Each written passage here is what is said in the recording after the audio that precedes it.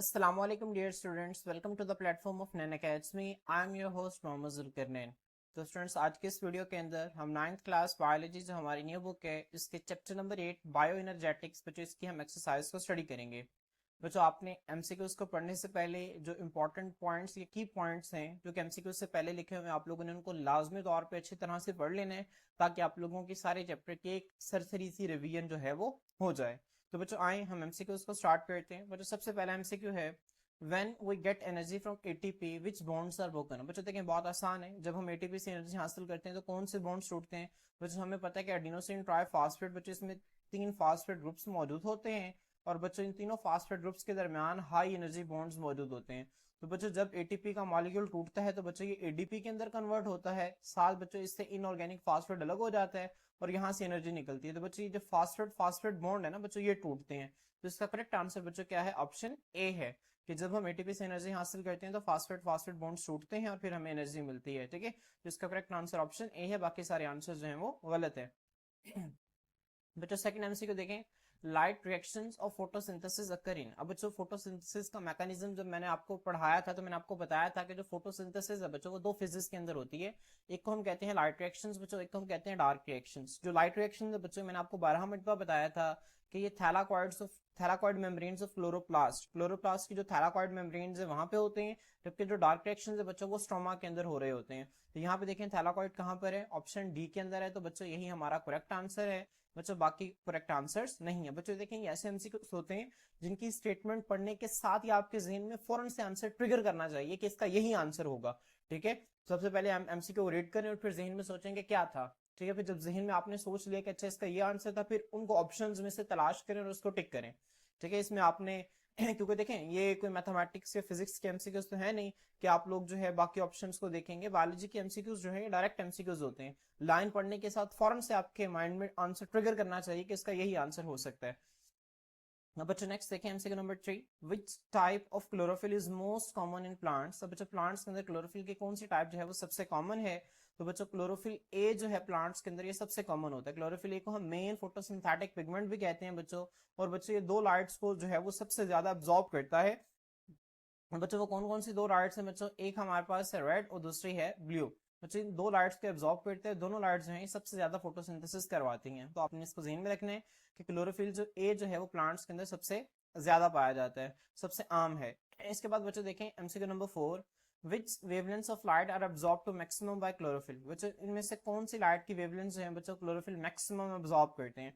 अब बच्चों जब मैंने आपको पढ़ाया था role of chlorophyll in photosynthesis वहां पे मैंने आपको बताया था कि जो ग्रीन लाइट है बच्चों वो टोटली रिफ्लेक्ट हो जाती है प्लांट की सरफेस से। ठीक है बच्चों, यहाँ पे देखें ग्रीन इसमें भी है, इसमें भी है, इसमें भी है, तो बच्चों तीनों आंसर्स इसके नहीं होंगे। ठीक है, क्योंकि ग्रीन लाइट को तो क्लोरोफिल अब्सॉर्ब ही नहीं करते, ग्रीन लाइट को तो वो रिफ्लेक्ट कर देते हैं जिसकी वजह से हमें जो लीव्स का कलर जो है वो ग्रीन नजर आता है। तो बच्चों इसका आंसर सी होगा, रेड एंड ब्लू ये दो लाइट जो है सबसे ज्यादा अब्सॉर्ब होती हैं और सबसे ज्यादा फोटोसिंथेसिस करवाती हैं।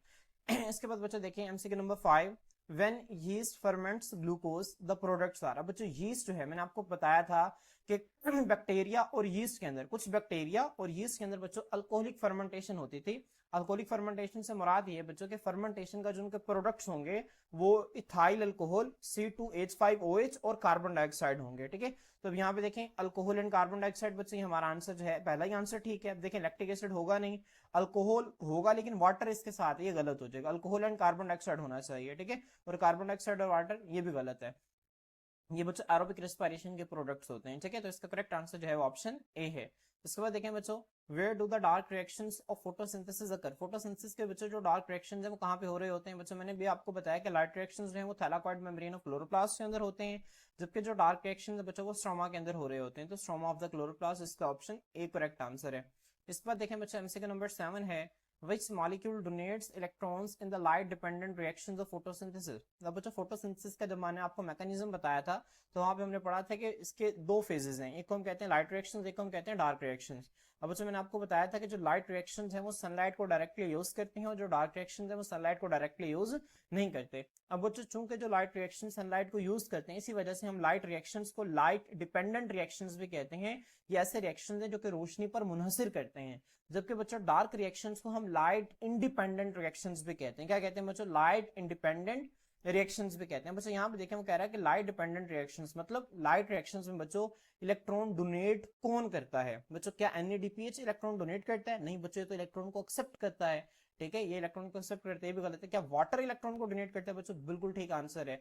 मैंने आपको बताया था कि जो वाटर है बच्चों वो ब्रेक डाउन होता है, ब्रेक डाउन होकर बच्चों वो हाफ ऑक्सीजन का मॉलिक्यूल बनाते हैं जो कि एनवायरमेंट में रिलीज कर दिया जाता है। इसके बाद बच्चों 2 हाइड्रोजन आयंस बनते हैं और 2 इलेक्ट्रॉन्स बनते हैं। ठीक है, तो बच्चों वाटर जो है वो इलेक्ट्रॉन डोनर के तौर पर काम करते हैं।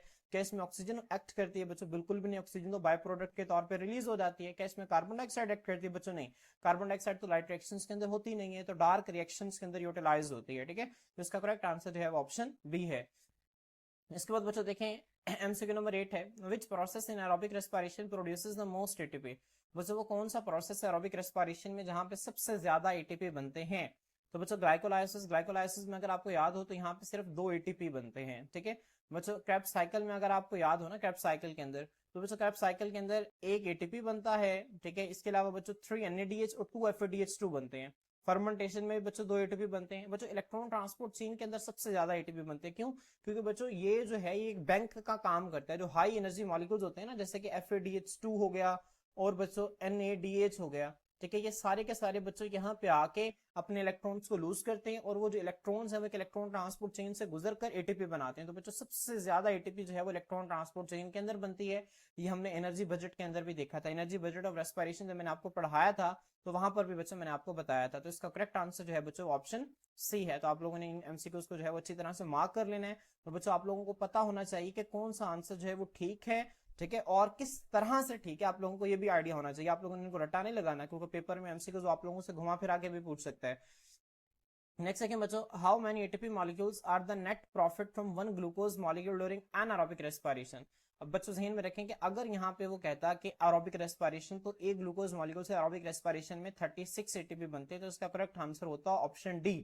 लेकिन बच्चों यहाँ पे वो कह रहा है एन एरोबिक रेस्पिरेशन के दौरान एक ग्लूकोज मॉलिक्यूल से कुल प्रॉफिट के तौर पर कितने एटीपी हासिल होते हैं? बच्चों तो मैंने आपको बताया था कि एनारोबिक रेस्पिरेशन या फर्मेंटेशन के दौरान हमारे पास 2 एटीपी बनते हैं। बच्चे ये वही 2 एटीपी हैं जो कि ग्लाइकोलाइसिस के दौरान बनते हैं। इसके बाद फर्मेंटेशन या एनारोबिक रेस्पिरेशन के अंदर किसी भी किस्म की कोई एटीपी प्रोडक्शन नहीं होती। तो आप लोगों ने इसको ध्यान में रखना है कि 2 एटीपी बनते हैं एक ग्लूकोज के मॉलिक्यूल से।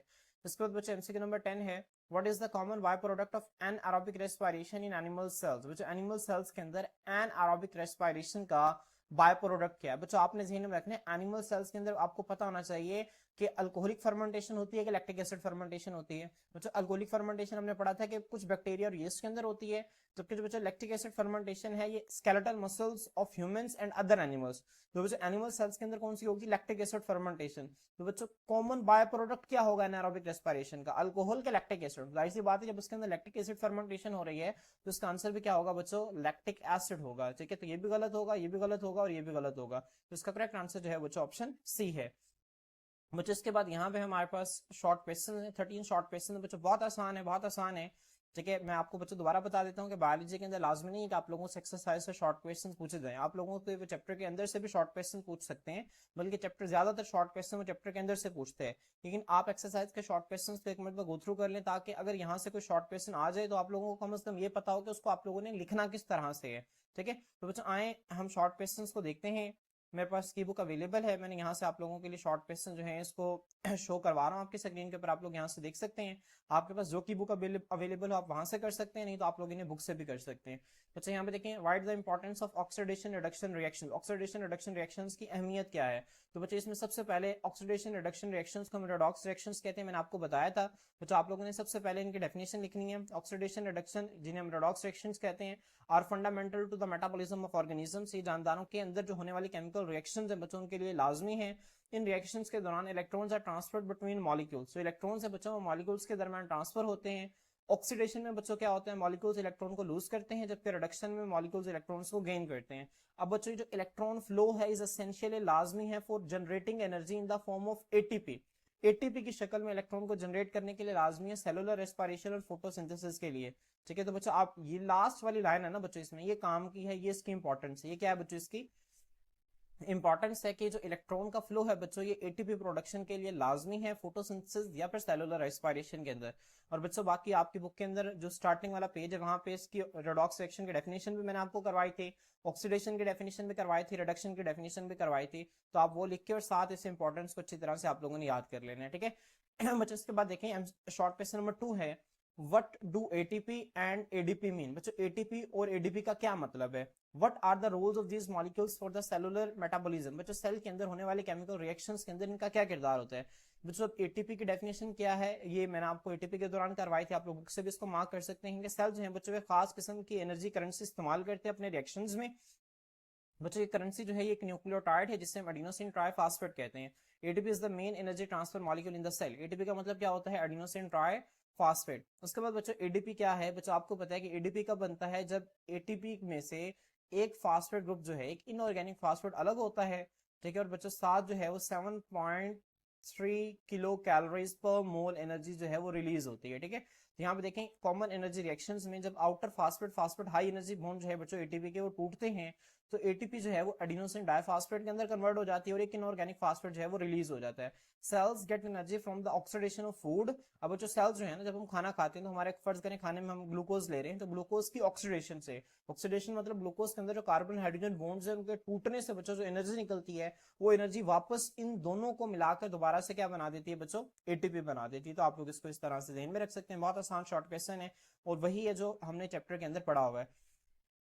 अब जो शॉर्ट क्वेश्चन नंबर 3 देखें, write down the word equation for photosynthesis. बच्चों वो कहता है फोटोसिंथेसिस की आपने इक्वेशन जो है वर्ड्स में लिखनी है। तो देखें 6 कार्बन डाइऑक्साइड प्लस 12 वाटर के मॉलिक्यूल्स हैं प्लस फोटोन्स हैं, ये क्या बना रहे हैं? ग्लूकोज बना रहे हैं। 6 ऑक्सीजन के मॉलिक्यूल्स और 6 वाटर के मॉलिक्यूल्स बना रहे हैं, ठीक है। आप नीचे इस तरह से लिख देंगे carbon dioxide plus water plus light energy give us glucose plus oxygen plus water. तो इसके बाद देखें शॉर्ट क्वेश्चन नंबर 4 है, why is chlorophyll important for photosynthesis. बच्चों जो क्लोरोफिल है वो फोटोसिंथेसिस के लिए क्यों जरूरी है? अब बच्चों आपको पता है कि क्लोरोफिल जो है ये ग्रीन पिगमेंट होता है जो कि सूरज की रोशनी को जज़ब करके बच्चों केमिकल एनर्जी के अंदर कन्वर्ट करता है। तो sunlight is absorb bye chlorophyll, it is converted into chemical energy which drives the photosynthetic process.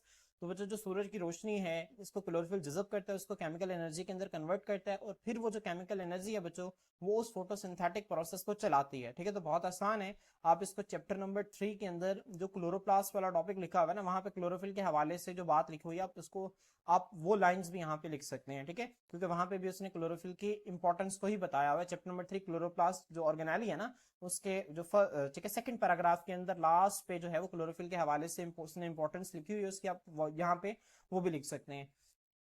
इसके बाद बच्चे देखें शॉर्ट क्वेश्चन नंबर 5 है, how is oxygen produced during photosynthesis. बच्चे जो ऑक्सीजन है वो फोटोसिंथेसिस के दौरान किस तरह से जो है वो प्रोड्यूस होती है? तो आप लोगों ने इसको जो है वो आंसर करना है। बच्चों आपको पता है कि फोटोसिंथेसिस में ऑक्सीजन जो है वो वाटर की ब्रेकडाउन से प्रोड्यूस होती है। जो वाटर का मॉलिक्यूल जो है वो इलेक्ट्रॉन डोनेट करने के लिए ब्रेकडाउन होता है तो बच्चों वहां से हाफ ऑक्सीजन का मॉलिक्यूल हाफ ऑक्सीजन का मॉलिक्यूल निकलता है, साथ 2 हाइड्रोजन आयंस और 2 इलेक्ट्रॉन्स निकलते हैं। तो यहाँ पे देखें during light reactions of photosynthesis light breaks water molecules. जो लाइट है बच्चों वाटर के मॉलिक्यूल को तोड़ देती है, ऑक्सीजन जो है बच्चों यहाँ से रिलीज होती है जबकि हाइड्रोजन एटम्स जो हैं वो इलेक्ट्रॉन्स क्लोरोफिल को दे देते हैं और हाइड्रोजन आयंस बन जाते हैं, ठीक है। तो बच्चों इसका आसान सा आंसर है, अगर आप लोगों ने चैप्टर को अच्छी तरह से समझा हुआ है तो आप लोग इनको आंसर जो है वो खुद भी कर सकते हैं। बच्चों यहाँ पे देखें क्वेश्चन नंबर 6 है, विच ऑर्गेनिजम्स कैरी आउट फोटोसिंथेसिस। बच्चों ये मैंने आपको 12 मरतबा बताई थी बात, प्लांट्स ठीक है फोटोसिंथेसिस करते हैं, एल्जी फोटोसिंथेसिस करते हैं, इसके अलावा बच्चों कुछ बैक्टीरिया फोटोसिंथेसिस करते हैं जिसमें सियानो बैक्टीरिया आते हैं, ठीक है। तो यहाँ पे देखें autotrophic organism plants algae and some bacteria, ठीक है, कैरी आउट फोटोसिंथेसिस। बच्चों लाजमी नहीं कि आप सारी लाइन लिखेंगे, आप सिर्फ इतना लिख दें ऑटोट्रॉफिक ऑर्गेनिजम्स जो हैं ये फोटोसिंथेसिस करते हैं बस, ठीक है, कैरी आउट फोटोसिंथेसिस बस इतना लिख दें। इसके बाद बच्चों आप क्या लिखेंगे, which cell organelle is responsible for the absorption of light for photosynthesis. अब बच्चों सेल के अंदर कौन सी ऑर्गेनेली जो है वो एब्जॉर्प्शन ऑफ लाइट के लिए जिम्मेदार है फोटोसिंथेसिस के दौरान? तो बच्चों आपको पता है कि सेल के अंदर एक ऑर्गेनेली पाई जाती है जिसको हम क्लोरोप्लास्ट का नाम देते हैं, उस क्लोरोप्लास्ट के अंदर बच्चे ग्रीन पिगमेंट होता है जिसको हम क्लोरोफिल का नाम देते हैं, वो जो है वो सनलाइट को एब्जॉर्ब करते हैं। तो बच्चों इसका करेक्ट आंसर क्या होगा? क्लोरोप्लास्ट होगा। तो आपने ध्यान में रखना है chloroplast are the sites of photosynthesis in eukaryotes. Eukaryotes के अंदर बच्चों क्लोरोप्लास्ट जो है वो साइट्स हैं, वो जगह हैं जहां पे फोटोसिंथेसिस होती है। जबकि बच्चों आपको ये भी पता है कि क्लोरोप्लास्ट एक मेम्ब्रेन बाउंडेड ऑर्गेनेली है और बैक्टीरिया के अंदर मेम्ब्रेन बाउंडेड ऑर्गेनेलीज मौजूद नहीं होती। तो बच्चों बैक्टीरिया कैसे फोटोसिंथेसिस करते हैं? बच्चों बैक्टीरिया के अंदर सिर्फ क्लोरोफिल मौजूद होता है, उसके अंदर क्लोरोप्लास्ट मौजूद नहीं होता। तो कुछ बैक्टीरिया जो कि फोटोसिंथेसिस करते हैं उनके साइटोप्लाज्म में क्लोरोफिल के मॉलिक्यूल्स हैं वो बिखरे पड़े होते हैं। आगे देखें, they contain pigments which absorb sunlight. अब वो कौन सा पिगमेंट है, जाहिर सी बात है वो क्लोरोफिल है। इनके पास पिगमेंट्स होते हैं जो कि सनलाइट को एब्जॉर्ब करते हैं और इसको कन्वर्ट कर देते हैं केमिकल एनर्जी में फॉर फोटोसिंथेसिस, सूरज की रोशनी में खुराक तैयार करने के लिए। ठीक है बच्चों, बहुत आसान है। इसके बाद बच्चों देखें, शॉर्ट क्वेश्चन नंबर 7 है, state the main purpose of cellular respiration. बच्चों सेलुलर रेस्पिरेशन का मेन पर्पस क्या है? बच्चों आपने इसका मकसद लिखना है। बच्चों सेलुलर रेस्पिरेशन का मेन मकसद ये है कि ये एटीपी को प्रोड्यूस करे। अब एटीपी प्रोडक्शन बच्चों क्यों जरूरी है? अब एटीपी के फंक्शंस मैंने आपको पढ़ाए थे, जब मैंने आपको पढ़ाया था ना यूजेस ऑफ रेस्पिरेटरी एनर्जी, ठीक है, इन बॉडी। तो बॉडी के अंदर जो एटीपी रेस्पिरेटरी एनर्जी कहाँ कहाँ पे इस्तेमाल होती है, तो बच्चों आप लोग जो है उसको लिख सकते हैं। यहाँ पे देखें, सेलुलर रेस्पिरेशन में जो फूड है बच्चों उसको ऑक्सीडाइज किया जाता है कार्बन डाइऑक्साइड वाटर में, और एनर्जी जो है वो रिलीज होती है। अब बच्चों जो रेस्पिरेटरी एनर्जी है ना एटीपी, जो कि सेलुलर रेस्पिरेशन के दौरान बनती है, कई तरह से इस्तेमाल होती है। अब यहाँ पे जो 7 पॉइंट्स लिखे हुए हैं ना आपकी बुक के अंदर, अब कोई से 3-4 पॉइंट्स यहाँ पे आप लिख सकते हैं। Muscle contraction and movement, active transport of substances, synthesis of biomolecules, replication of DNA and mitosis etcetera. ठीक है, तो इस तरह से आप इस शॉर्ट क्वेश्चन को अटेम्प्ट कर लेंगे। इसके बाद बच्चों है क्वेश्चन नंबर 8 है, state the equation in words और सिंबल्स फॉर एरोबिक रेस्पिरेशन। बच्चों एरोबिक रेस्पिरेशन की जो इक्वेशन है आपने उसको लिखना है। तो बच्चों इक्वेशंस आपको पता चल गया कि फोटोसिंथेसिस की इक्वेशन भी बहुत इंपॉर्टेंट है और एरोबिक रेस्पिरेशन की इक्वेशन भी बहुत इंपॉर्टेंट है। इसी तरह बच्चों जो मैंने आपको मैकेनिज्म ऑफ एरोबिक रेस्पिरेशन के दौरान glycolysis, Krebs cycle, electron transport chain की जो इक्वेशंस है बच्चों वो भी बहुत इंपॉर्टेंट है। वो भी आप लोगों से शॉर्ट क्वेश्चन के तौर पर पूछी जा सकते हैं, तो आप लोगों ने इनको भी अच्छी तरह से प्रिपेयर करना है।